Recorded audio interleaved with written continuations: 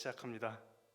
우리 함께 따라해볼까요? 이 말씀이 나와 무슨 상관이지? 우리 영상으로 우리 예배를 드리시는 분들도 한번 따라해볼까요? 이 말씀이 나와 무슨 상관이지? 네, 말씀은 우리와 아주 밀접한 연관이 있습니다. 하나님께서 우리에게 바라시는 마음이 이 말씀에 담겨져 있습니다. 오늘 시간 우리와 상관이 있는 말씀, 그 말씀 가운데서 하나님이 기뻐하시는 그리스도인의 모습으로 우리가 살아가기를 간절히 바랍니다. 네, 오늘의 본문은 하나가 아닌 두 개입니다. 다른 두 개입니다. 그리고 이 두 개의 절은 한 사람의 고백이 아니라 두 사람의 고백입니다. 다른 두 개의 본문과 다른 두 사람의 고백. 제가 지금 무엇을 강조하고 있죠? 네, 제가 지금 무엇을 강조했죠? 서로 다른 두 사람의 고백입니다. 자, 그러면 오늘 오늘 본문 첫 번째에서의 그 고백을 한 사람은 누군지 한번 볼까요? 우리 사무엘상 17장 45절 우리 한 목소리 읽어볼게요. 시작. 다윗이 블레셋 사람에게 이르되 너는 칼과 창과 단창으로 내게 나아오거니와 나는 만군의 여호와의 이름 곧 내가 모욕하는 이스라엘 군대의 하나님의 이름으로 내게 나아가노라. 아멘. 이 말씀에 고백한 사람은 누굴까요? 네, 아주 친절하게 나와 있죠. 맨 앞에 다윗입니다. 자, 그러면 우리 본문 두 번째 우리 사무엘상 20장 42절 말씀 우리 한번 읽어볼까요? 시작. 요나단이 다윗에게 이르되 평안히 가라. 우리 두 사람이 여호와의 이름으로 맹세하여 이르기를 여호와께서 영원히 나와 너 사이에 계시고 내 자손과 내 자손 사이에 계시리라 하였느니라 하니 다윗은 일어나 떠나고 요나단은 성읍으로 들어가니라. 네, 이 본문은 누가 얘기했을까요? 네, 마스크 사이로 조금씩 들려오는 것 같아요. 누구죠? 요나단의 고백입니다. 그런데 서로 다른 두 사람 다윗과 요나단의 고백 속에는 공통점이 있습니다. 우리가 방금 계속 쭉 읽어왔었는데 혹시 찾으셨나요? 이 두 사람의 공통점, 고백 속의 그 공통점. 네, 전체로 한번 띄워주시겠어요? 네, 뭐죠? 네, 제가 뭘 색깔로 칠했는데 여호와의 이름, 하나님의 이름입니다. 네, 서로 다른 두 사람의 고백 중 공통점은 하나님의 이름, 여호와의 이름, 하나님의 이름입니다. 바로 지금 본문을 이렇게 같이 이어놔서 각 다른 본문이 이어진 이야기처럼 보이시겠지만 사실 이 두 본문은 시기상 조금 떨어져 있습니다. 이어져 있는 이야기가 아니라는 거예요. 제가 왜 이 이야기를 했냐면 다윗과 요나단 각자가 고백한 하나님의 이름, 여호와의 이름이라는 것은 다윗이 먼저 하나님의 이름을 고백했네? 요나단이 그걸 이어받아서 여호와의 이름으로 고백했구나. 이런 것이 아니고 또한 마치 하나님의 이름이라는 것이 당시에 자주 사용되었던 마치 유행어와 같은 것이 아니라는 것입니다. 여기서의 핵심 포인트는 지금 다윗과 요나단 각자가 고백할 때 현장도 다르고 시기도 다르고 사건도 다르다는 것입니다. 그런데 이렇게 현장도 다르고 시기도 다르고 사건도 다른데 공통점이 있다고 했죠? 뭐였죠? 네, 여호와의 이름, 하나님의 이름입니다. 그리고 한 가지 공통점이 더 있다고 하면 서로 사건도 다르고 여러 가지 시기도 다르지만 처한 상황이 굉장히 비슷합니다. 둘 모두 상황이 매우 긴박합니다. 어찌 보면 죽음에 가까운 상황이라고 볼 수도 있겠습니다. 우리 각자의 상황을 한번 들여다보겠습니다. 우리 첫 번째 본문이었던 우리 17장 45절. 네, 지금 무슨 상황이었죠? 네, 우리가 다 아는 이야기입니다. 잘 아는 이야기죠. 무슨 이야기죠? 다윗과 골리앗의 이야기입니다. 네, 신체적으로 계속 성장하고 있었던 시기였던 이 다윗과 반면에 세상에 이런 거인이 있나 싶을 정도로 키가 아주 컸던 약 3m 정도 되는 골리앗과의 대결입니다. 키가 3m나 되는 거인과의 대결인 것입니다.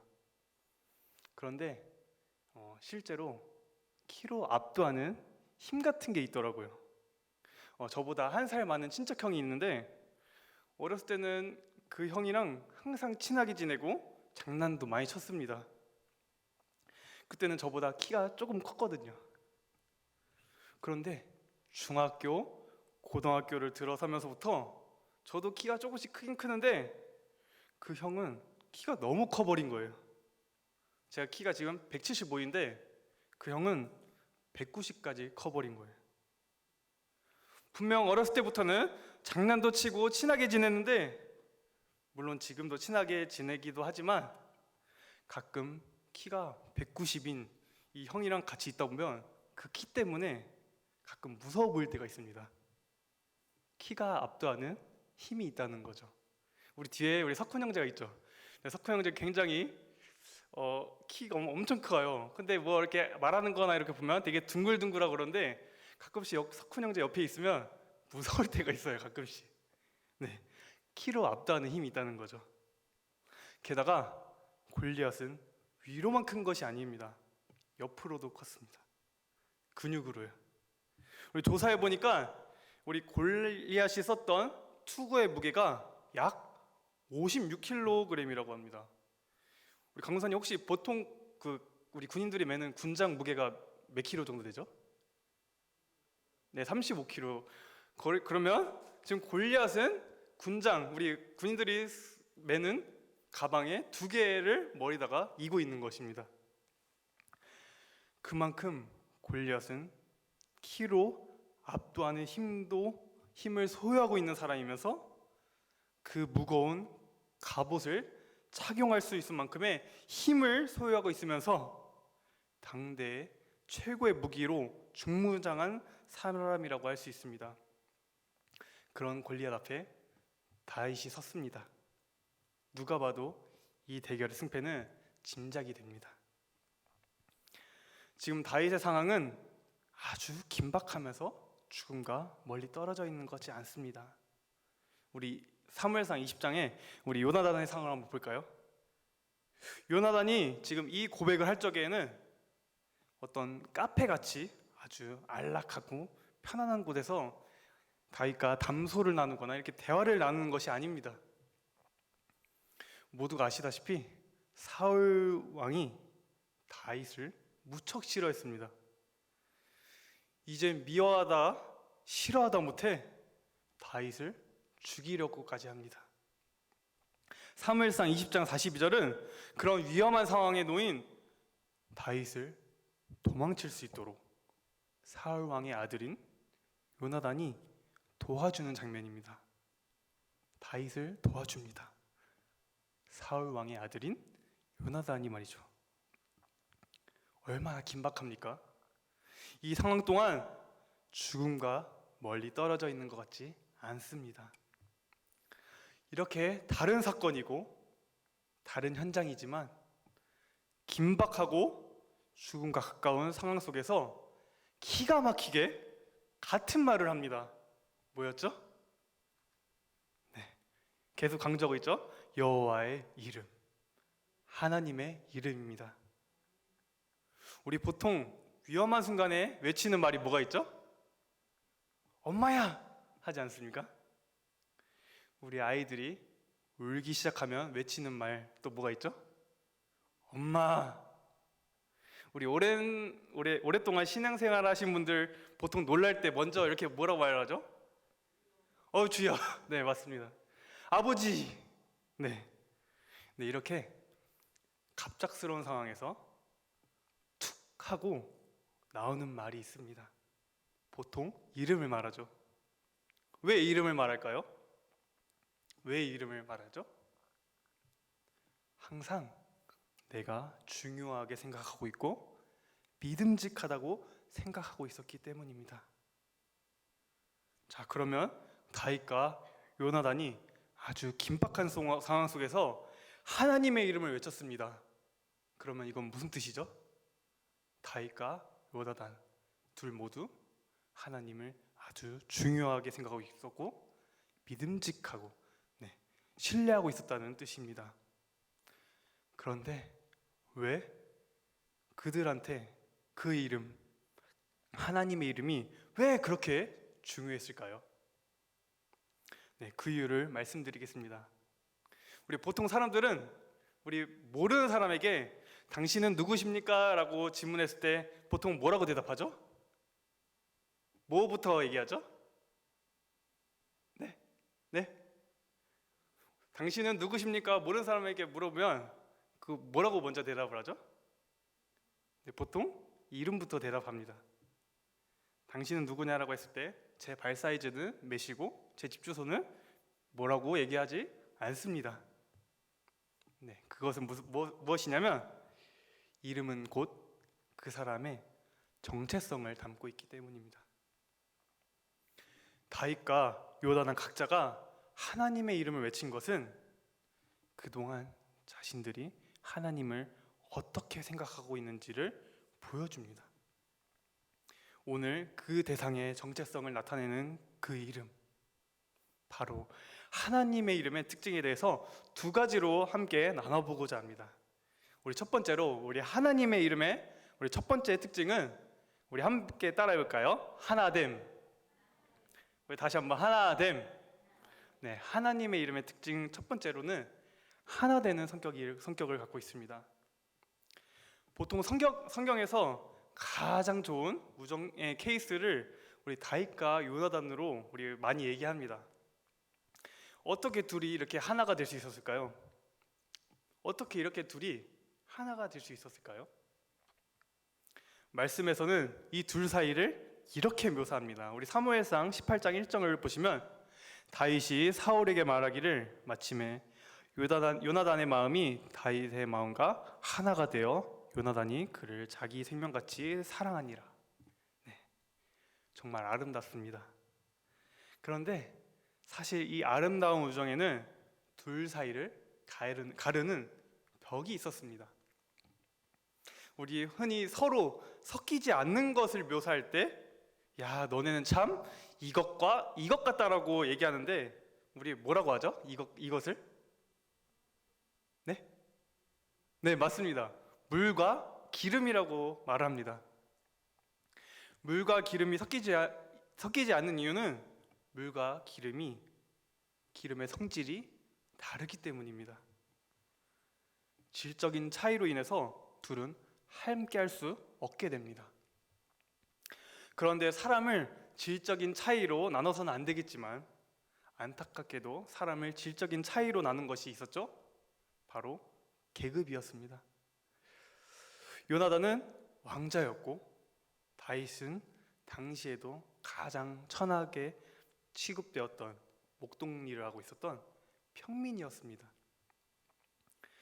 당시에는 왕자와 평민이 하나가 된다? 당시로서는 이 상황은 절대로 가능하지 않은 부분입니다. 그런데요, 그 둘이 하나가 되었습니다. 그들은 물과 기름과 같아서 절대로 섞일 수 없었는데 하나가 되었어요. 무엇으로요? 무엇으로 하나가 되었을까요? 그들 각자가 고백한 것처럼 하나님의 이름 때문입니다. 제가 대학교를 다닐 때 교수님께서 교회는 이것입니다 라고 강조하신 적이 있습니다. 무엇이냐면 교회는 예수의 이름으로 모였다가 다시 예수의 이름으로 파송되는 것이 바로 교회입니다. 다시 한번 말씀드릴게요. 교회란 예수의 이름으로 모였다가 예수의 이름으로 다시 다시 파송되는 것이 교회입니다. 우리는 교회에 들어올 때 보이지 않게 명찰을 달고 들어옵니다. 그 명찰에는 이렇게 써져 있습니다. 예수님의 이름. 우리는 교회에 들어올 때 예수님의 이름을 품고 들어옵니다. 예수님의 이름으로 함께 모여서 함께 말씀을 듣고 배우고 나눕니다. 이렇게 함께 모인 뒤에는 그 말씀을 갖고 예수님의 이름으로, 예수 그리스도의 이름으로 세상으로 파송됩니다. 이것을 바로 교회라고 합니다. 우리 모두가 예수님의 이름을 모였다가 예수님의 이름으로 파송되는 교회인 것입니다. 물론 현재 코로나 바이러스로 우리 물리적인 우리 간격은 조금은 존재하지만 우리는 예수님의 이름으로 모이고 다시 예수님의 이름으로 파송되는 한 몸, 한 공동체, 한 교회입니다. 다윗과 요나단 사이에서도 계급이라는 사회적 간격이 존재했지만 그러나 그러한 사회적 간격을 넘어서서 그들이 하나 될 수 있었던 것은 하나님의 이름 때문입니다. 우리 또한 예수님의 이름으로 모인 한 몸, 한 공동체, 한 교회이기 때문에 하나가 되기를 간절히 바랍니다. 에베소서 4장 3절에는 이렇게 나와 있습니다. 우리 한 목소리로 읽어볼까요? 시작! 평안에 매는 줄로 성령이 하나 되게 하신 것을 힘써 지키라. 아멘. 그렇습니다. 우리 교회가 성령님께서 하나 되게 하신 것을 힘써 지키는 교회가 되길 간절히 바랍니다. 하나님의 이름의 특징 첫 번째가 뭐였죠? 네, 맞습니다. 하나됨입니다. 그러면 이제 두 번째를 말씀드리겠습니다. 다음으로 우리 하나님의 이름의 특징 두 번째는 우리 한번 읽어볼까요? 시작! 구원. 다시 한번 시작! 구원. 네, 하나님의 이름의 특징은 두 번째로는 구원입니다. 다윗과 요나단은 무엇을 믿고 이런 긴박한 상황 속에서 하나님의 이름을 외칠 수 있었을까요? 이런 긴박한 상황 속에서 하나님의 이름 안에는 구원이 담겨 있기 때문입니다. 어떤 신학자는 우리 다윗과 골리앗의 싸움을 이렇게 얘기합니다. 다윗은 검이나 창 또는 신호돌을 갖지 않은 명백히 불리한 입장이다. 그러나 다윗은 자신의 은밀한 무기가 그것을 능가하고도 남는다는 것을 말합니다. 네, 다윗의 그 은밀한 무기가 무엇이었을까요? 바로 하나님의 이름입니다. 다윗은 골리앗의 이 거대하고 강해 보이는 그 무기를 능가하고도 남는 하나님의 이름이라는 구원의 무기를 갖고 있었습니다. 그래서 다윗은 골리앗 앞에서 전혀 두렵지 않았습니다. 왜냐하면 자신은 약할지 몰라도 하나님이 함께 계시기 때문입니다. 우리 어린아이들이 놀이터에서 가장 많이 하는 말이 뭔지 아시나요? 우리 어린아이들이 놀이터에서 가장 많이 하는 말이 있습니다. 너 몇 살이야? 네. 그 어린 나이에도 위아래를 정합니다. 그런데 더 웃긴 것은 자기 나이 그대로 말하나요? 자기 나이 그대로 말할까요? 아니요. 자기 나이보다 좀 더 올려서 얘기합니다. 이게 제 얘기입니다. 분명 저도 유치원을 다니고 있었던 상황이었고 바로 그 친구도 다른 유치원을 다니는 것을 저는 알고 있음에도 불구하고 서로 나이를 올립니다. 계속 올리다 보니까 결국 이렇게 늘어난 나이를 계산해 보니까 저희는 유치원생인데도 불구하고 이 나이 올린 것으로 인해서 우린 중학생이 되어버렸습니다. 네, 그런데 이 싸움이 한순간에 끝날 때가 있습니다. 어떨 때일까요? 바로 저보다 4살이 많은 친형이 저에게 무슨 일이 있냐고 하고서 다가올 때입니다. 형이 저와 함께 하는 순간 그 즉시로 게임 스코어 1대 0. 그 친구는 깨갱하고 도망치게 됩니다. 제가 이 싸움에서 한 것은 아무것도 없었습니다. 거짓말은 좀 했네요. 네, 제가 이 싸움에서 한 것은 아무것도 없었습니다. 그저 형이라는 존재가 저와 함께 할 때 그 싸움은 게임 끝입니다. 승리인 것입니다. 다윗이 이렇게 말합니다. 다윗이 블레셋 사람에게 이르되 너는 칼과 창과 단창으로 내게 나아오거니와 나는 만군의 여호와 이름 곧 내가 모욕하는 이스라엘 군대의 하나님의 이름으로 내게 나아가노라. 아멘. 쉽게 말해 다윗은 이렇게 말하는 것입니다. 골리앗, 나 가진 것 아무것도 없어. 그런데 나는 그저 너를 능가하고도 남는 만군의 여호와의 이름으로 너에게 나아갈 거야. 또한 요나단은 이렇게 말하죠. 요나단이 다윗에게 이르되 평안히 가라. 우리 두 사람이 여호와의 이름으로 맹세하여 이르기를 여호와께서 영원히 나와 너 사이에 계시고 내 자손과 내 자손 사이에 계시리라 하였느니라 하니 다윗은 일어나 떠나고 요나단은 성읍으로 들어가니라. 이러한 다윗과 요나단의 고백이 우리의 고백이 되기를 바랍니다. 세상에 많은 어려움과 두려움이 우리 덮칠지라도 그 세상을 향해서 우리는 이렇게 말합니다. 세상아, 비록 나는 가진 것 하나 없지만 나는 두렵지 않단다.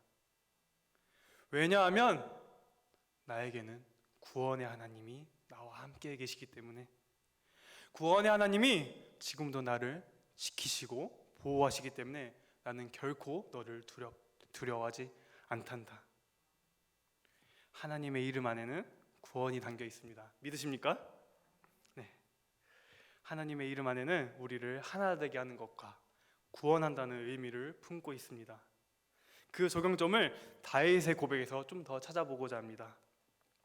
우리 사무엘상 17장에 다윗과 우리 골리앗의 이야기였죠. 근데 이 싸움에서 보면 어찌 보면 사람들 눈에는 누가 가장 주목되는 사건일까요?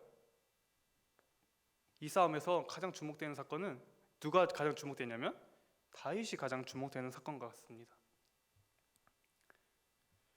다윗을 떠올리면 바로 다윗과 골리앗이 떠올리는 것처럼 말이죠. 그러나 다윗은 이 싸움을 자신에게로 돌리지 않고 오직 이 싸움에서 드러나야 할 분을 바로 하나님의 이름을 외칩니다. 이 고백은 다윗이 현대를 살아가는 우리에게 이렇게 말하는 것 같습니다.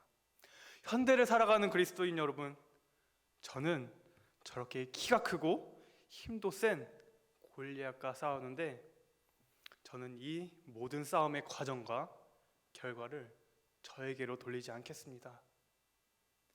이 모든 싸움의 과정과 결과, 이 모든 것을 하나님께서 하실 것이고 이 모든 것을 통하여서 영광받아야 할 분은 오직 제가 아닌 하나님 한 분입니다. 제 이름이 아닌 오직 여호와의 이름입니다. 주 안에서 사랑하는 성도 여러분, 우리 모두가 하나님의 이름만을 드러내며 나타내는 그런 그리스도인이 되길 바랍니다. 우리 교회에 지나온 역사들을 보면 하나님의 이름, 예수님의 이름을 위해 죽음을 아끼지 않고 힘썼던 많은 그리스도인들이 있었습니다. 우리 보통 가장 위대한 신학자를 뽑으라고 하면 누구부터 생각나시나요? 네, 물론 많으시겠지만 존 칼빈에 대해서 잠깐 나눠보고자 합니다. 칼빈은 종교개혁에 아주 큰 공헌한 인물로 뽑히고 있습니다. 그런데 수업을 듣다가 교수님께서 칼빈의 생애에 대해서 말씀해 주시는데 새롭게 알게 된 사실이 있습니다. 칼빈은 1564년에 세상을 떠나게 됩니다. 여러 질병에 시달리다가 과로사를 했다고 합니다. 그런데 칼빈의 무덤은 알려져 있지 않다고 합니다. 그것은 본인의 이름이 알려지는 것을 칼빈이 원하지 않았기 때문이라고 합니다. 칼빈은 자신의 이야기를 많이 하는 것이 복음이 증거되고 하나님의 뜻이 나타나는 것에 대해서 방해가 될까봐 그렇게 자신의 무덤을 만들지 않았다고 합니다. 그래서 무덤도 없습니다. 자신이 종교개혁에 많은 공헌을 했기 때문에 자신이 죽게 되면 마치 자신이 신화와 같은 전설적인 존재가 될 것이라는 것을 예측해서 이 모든 것이 기독교 정신에 맞지도 않고 특별히 우리 개혁파 전통에 맞지 않기 때문에 무덤을 만들지 않았다고 합니다. 그래서 그 생각대로 자신의 무덤을 만들지 않았습니다. 그런데 사진 한번 보여주시겠어요? 네, 무덤이 있었습니다. 어떻게 된 건지 보니까 1980년대 그 정도에 제네바시에서 시장인지 의원으로 출마한 분이 이 칼빈이 이 제네바시의 중요한 관광의 주제이기 때문에 외국인들을 위해서 수소문해가지고 칼빈의 무덤을 찾자고 이렇게 막 요청을 합니다. 그러다가 이렇게 무덤을 찾다가 공동묘지에 있다는 기록을 찾게 됩니다. 네, 그래서 무덤을 이렇게 공동묘지를 찾는데 이 돌비석을 발견하게 된 겁니다. 그런데 지금 잘 안 보이시겠지만 비석에 아주 희미하게 글씨가 써져 있습니다. 우리 다음 사진 보여주시겠습니까? 네, JC라고 써져 있습니다. 대부분 이 JC를 자신의 이름 존 칼빈, 장 칼뱅이라고 쓴 것이다라고 하는데 이것을 가이드해 주신 목사님께서 이렇게 말씀해 주셨다고 해요. 이것은 존 칼빈, 장 칼뱅이 아니라 칼빈이 그토록 말하고 싶고 자신을 드러내지 않으면서 오직 드러내고 싶었던 한 가지의 이름, 지저스 크라이스트, 바로 예수 그리스도였다고 합니다. 우리와 가깝게는 양화진에 외국인 선교사 묘원이 있습니다. 그곳에는 우리가 잘 아는 언더우드 선교사님, 아펜젤로 선교사님 등 우리 수많은 선교사님들이 안장되어 있습니다. 그런데 우리 다음 사진을 그런데 그곳에는 unmarked, 이름도 없이 안장되어 있는 여러 묘가 있는 것을 우리가 볼 수 있습니다. 이 묘에 계신 분이 누군지는 모르겠지만 아마 이분은 자신의 이름이 어떠하든 자신의 이름이 없을지라도 오직 예수 그리스도의 이름만이 남기를 바라며 그분만을 전했을 거라 생각합니다. 우리 사도 바울이 최후가 될 수 있는 예루살렘에 오르기 전에 에베소 장로들을 불러 모아서 이런 유언과 같은 고별 설교를 합니다. 우리 사도행전 20장 24절을 우리 한 목소리로 읽어보도록 하겠습니다. 시작. 내가 달려갈 길과 주 예수께 받은 사명 곧 하나님의 은혜의 복음을 증언하는 일에 마치려 하면은 나의 생명조차 조금도 귀한 것으로 여기지 아니하노라. 아멘. 사도 바울은 이렇게 고백한 후에 이름도 없이 빛도 없이 예수 그리스도를 위하여 나아갑니다.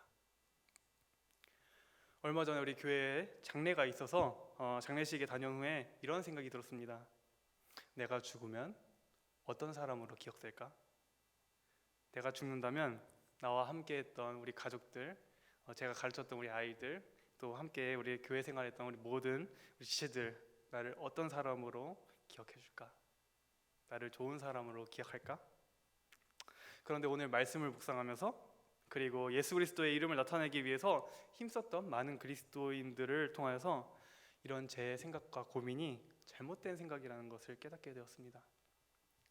많은 사람들이 저를 기억했을 때 전홍구는 무엇을 잘했고 무엇을 참 할 줄 아는 게 참 많았어가 아니라 전홍구를 기억했을 때 그 사람은 예수님을 전하는 사람이었어. 그 사람은 예수님을 나타내기 위해서 무척 힘썼던 사람이었어. 이러한 모습이 하나님께서 기뻐하시는 그리스도인의 모습이지 않을까요? 주 안에서 사랑하는 성도 여러분, 호랑이는 죽으면 무엇을 남기죠? 네, 호랑이는 죽어서 가죽을 남긴다고 합니다. 그리스도인이신 우리 여러분들은 무엇을 남기시겠습니까? 그리스도이신 여러분들은 무엇을 남기시겠습니까? 재산을 남기시겠습니까? 명예를 남기시겠습니까?